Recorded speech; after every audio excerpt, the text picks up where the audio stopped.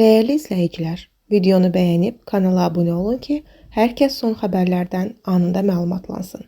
Dünən paytaxtın Səbail rayonunda qadının bıçaqlandığı hadisənin təfərrüatı məlum olub. Xəbər verilir ki, hadisə dekabrın 2-si saat 16 radələrində Üzeyir Hacıbəyli küçəsində yerləşən mağazalardan birində baş verib. Bakı şəhər sakini 1992-ci il təvəllüdlü Fəxrəddin Sədrəddin oğlu Quliyev mağazaya basqın edərək orada işləyən arvadı Sumqayıt şəhər sakini 1995-ci il təvəllüdlü Leyla Murad qızı Quliyevaya bıçaqla zərbələr endirib. 30 yaşlı qadın qaçsa da əri ona çataraq kürək nahiyəsində 8 bıçaq xəsarəti yetirərək öldürməyə cəhd göstərib. Quliyev polis əməkdaşları tərəfindən şübhəli şəxs qismində saxlanılıb. Quliyeva xəstəxanaya yerləşdirilib, vəziyyəti orta ağırdır. Hadisənin qısqanclıq zəminində törədildiyi bildirilir.